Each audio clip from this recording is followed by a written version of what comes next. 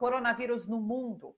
Holanda e Bélgica divulgaram hoje 2 casos, um em cada país, de reinfecção pelo novo coronavírus. O anúncio foi feito um dia depois de Hong Kong divulgar também um caso de reinfecção pela Covid-19. Aqui no Brasil, o senador Flávio Bolsonaro divulgou hoje que está infectado com o novo coronavírus, mas sem sintomas. Flávio Bolsonaro, que é senador, filho do presidente Jair Bolsonaro. O secretário de Saúde do Distrito Federal foi preso numa operação que investiga irregularidades na compra de insumos para o combate da Covid-19. Francisco Araújo foi preso hoje de manhã em Brasília. O subsecretário da pasta também teve prisão preventiva decretada. Johan Andrade Struck é considerado agora foragido. Ao todo foram expedidos 7 mandados de prisão preventiva de pessoas ligadas à Secretaria de Saúde do Distrito Federal. Jair Bolsonaro acabou com o programa Minha Casa Minha Vida. Hoje, no fim da manhã, Bolsonaro assinou uma medida provisória que cria o Casa Verde Amarela, um novo programa voltado à regularização fundiária que vai permitir que o trabalhador comprometa ainda mais a sua renda no pagamento da casa própria. A medida provisória vai passar ainda por votação no Congresso. No lançamento desse programa, o presidente da Caixa Econômica Federal disse que o governo Bolsonaro não está reinventando a roda. Dá uma olhada. Esse programa que está sendo lançado hoje é um programa vital para o país. E por que é vital para o país? Porque é uma melhora daquilo que já existe e algo fundamental nesse governo é melhorar programas que já existem. Você não precisa reinventar a roda. O que é fundamental? Melhorar a eficiência de coisas que funcionam. E o presidente Jair Bolsonaro vetou o pagamento de auxílio emergencial para agricultores familiares. A lei aprovada pelo Congresso previa várias ações de apoio aos agricultores que tiveram prejuízos por conta desse momento da pandemia.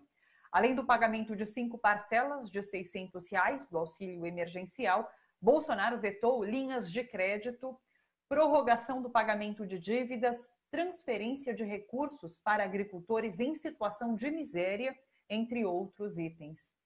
Na justificativa, Bolsonaro disse que não há previsão orçamentária para esses gastos e que os agricultores familiares podem se beneficiar do auxílio emergencial na categoria de trabalhadores informais, desde que cumpram todos os requisitos.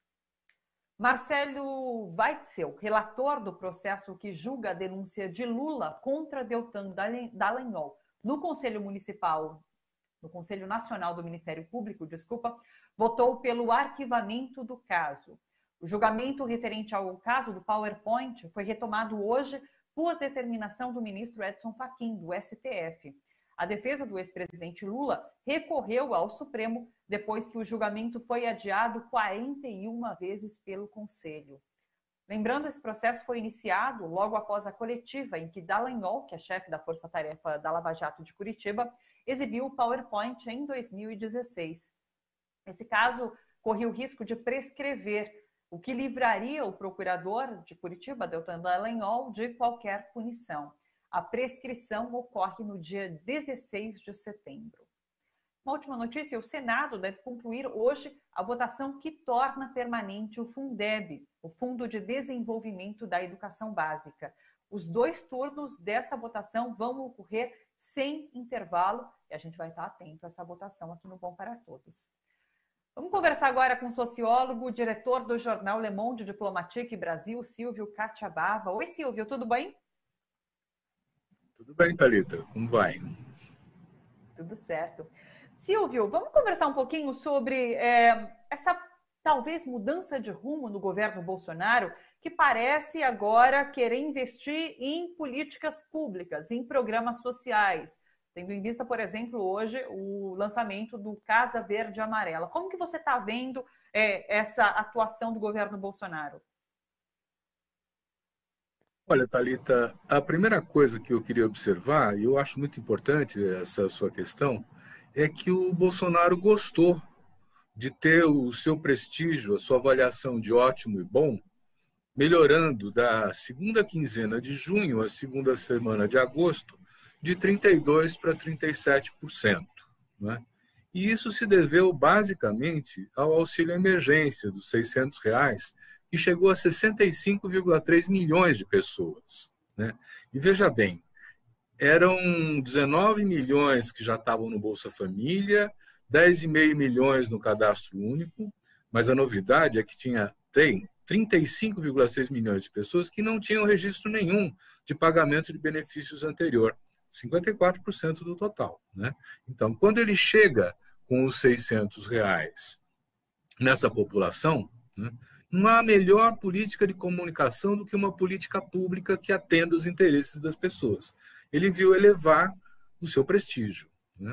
Então, ele está preparando um pacote, né, de políticas que envolve a carteira verde e amarela, o Renda Brasil, essa política de habitação nova, mas aí é que entra a questão, porque ele não abriu mão, e o Guedes também não, das políticas de austeridade. Quer dizer, o Banco Itaú, por exemplo, estima que são necessários um corte nas programas sociais de 76 bilhões para poder atender essas novas proposições de políticas. Quer dizer, vamos tirar do abono salarial 19,8 bilhões, do salário família 2 bilhões, do seguro de defeso 2,8 bilhões, vamos acabar com a farmácia popular. Não é?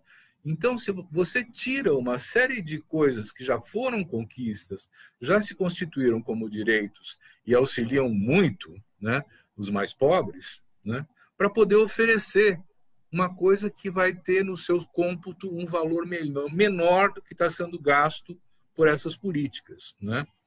Então, o que a gente precisa observar é que isso é uma jogada eleitoral. Né? Quer dizer, ele gostou do aumento do seu prestígio eleitoral e ele está preparando, né, um pacote para dizer assim, olha, quem cuida do social sou eu vou dar o Renda Brasil, eu vou fazer isso, eu vou fazer aquilo, né? Mas tirando o dinheiro do social mesmo, não está tirando de outro lugar. Né? E é uma campanha olhando 2022 e até agora, por exemplo, com esse lançamento do Casa Verde e Amarela, a ideia era que tivesse disponível já esses recursos no máximo em 60 dias. Isso quer dizer que ele poderia fazer propaganda também nas eleições municipais, né?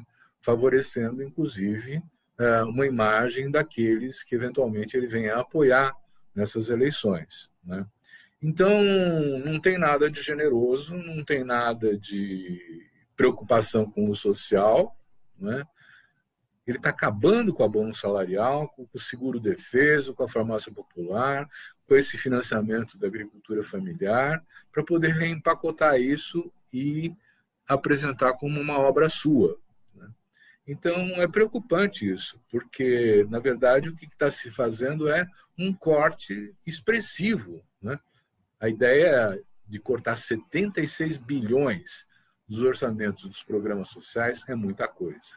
Né? Nós precisamos estar atentos, né, e perceber que aí tem uma jogada, não é um ato de preocupação do governo com as pessoas. É uma estratégia de marketing eleitoral. Sim.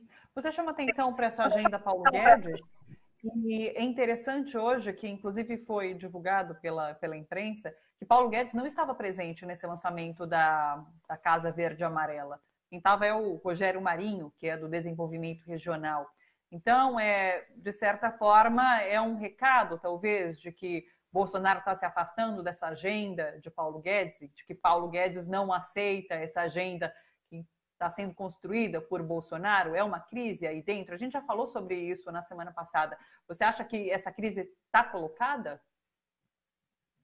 Olha, eu acho que tem um enunciado que pode nos servir de referência, e se não dá para mexer no teto, vamos mexer no piso. Ou seja, vamos destituir aquilo que já são políticas para poder refazer o desenho. Isso se mantém como uma política de austeridade, né? Mas, de fato, por exemplo, o projeto de investimento em infraestrutura está balançando. Onde é que vai se conseguir dinheiro? Eles estão dizendo que as privatizações vão financiar uma parte desses programas. Então, o Paulo Guedes, eu diria que está balançando, né? ele não tem jogo de cintura para poder compreender que, nesse momento, não dá para ficar privatizando e cortando, tem que investir e apoiar, né? E o Bolsonaro não é por um grande conhecimento de economia, não, né? E de outras ciências. Ele está olhando, insistindo nos programas sociais, olhando a sua reeleição, né? Então, há uma tensão, sim, há um conflito entre o que pensa o Paulo Guedes e o que quer agora o Jair Bolsonaro, que gostou de ver os seus índices de aprovação se elevarem. Falando em índices de aprovação, o Le Monde Diplomatique de hoje, que é transmitido pela TVT às 9h45 da noite, traz o tema O que esperar das eleições municipais. Com quem que você conversa, Silvio? Conta pra gente. Olha, nós vamos conversar com um representante, na verdade, o secretário executivo da Frente Nacional de Prefeitos, que é uma das mais importantes associações de municípios, principalmente pegando os grandes municípios, e nós vamos conversar também com o secretário executivo do Pacto pela Democracia, uma coalizão da sociedade civil que defende a democracia em nosso país. E eles trazem dados muito importantes, muito interessantes. Por exemplo, que o dinheiro destinado aos municípios do Brasil está sendo dirigido muito mais aos pequenos municípios, onde não tem grandes movimentos sociais, não tem grandes sindicatos fortes, tal, para favorecer a imagem do governo na base desses municípios que têm até 10 mil habitantes, por exemplo, que são mais de 2 mil municípios no Brasil. Então, também aí tem uma jogada eleitoral, não é? Que a gente vai discutir e nós vamos tratar a importância das eleições municipais e as possibilidades que agora, que, por exemplo, não tem mais coligação, o que vai acontecer? Se temos que eleger quase 60 mil vereadores, sem as coligações, os candidatos serão muito mais. Né? Como é que vai ser essa eleição, inclusive em tempos de pandemia? Essa discussão é bem interessante, viu? Vai acontecer hoje.